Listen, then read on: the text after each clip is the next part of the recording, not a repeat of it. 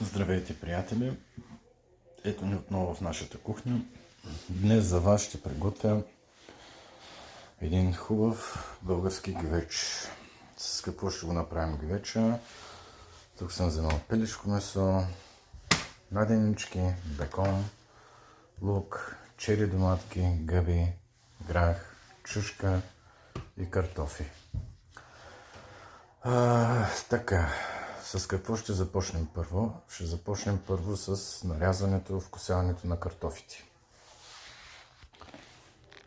Така, искам само да покажа в предварително намазненият гювеч, за което съм използвал гъшамас.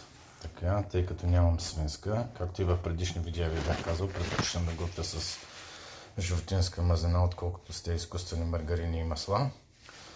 Предварително гювеча съм го намазал с мазнина, за да не залепват нашите продукти. Картофите не са нарязани и съм ги поставил в нашия гювеч заедно с граха. От тук нататък какво правим? Следва да се обеля или да си нарежа лука, да си нарежа също и чушките. Както виждате, гъбите ни вече са нарязани. Вижте, не са на малки парчета, предпочитам да ги оставям на по-едро. Смятам да нарежа по-едро и самия лук и чушките, иначе в противен случай при готвенето ще се развалят и ще се разпаднат.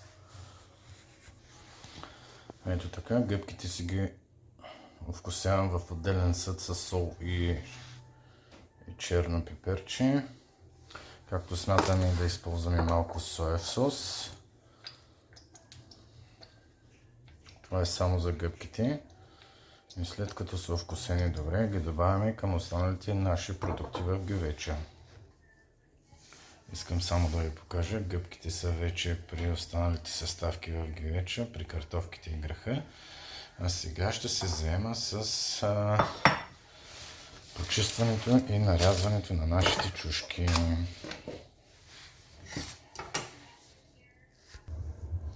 Ето само да добавя, вижте на колко едро съм нарязал чушките. Така, тях съм ги откусил също предварително с сол и те отиват също в нашата гозба. От тук нататък продължаваме с лука. Ето, тук вече е нарязан нашия лук. Вижте колко едро съм го нарязал на полумесеци, не на малки купчета. Всичко е умишлено направено така, ето по този начин както и чушките, за да може при подготовката на нашия гювеч да не се разпадне. Така, ето тук са и нашите чери домачета, които са предварително измити. Тях също ги вкусявам отделно с лучица. Така, бъркваме ги и ги добавяме също към нашата гозба.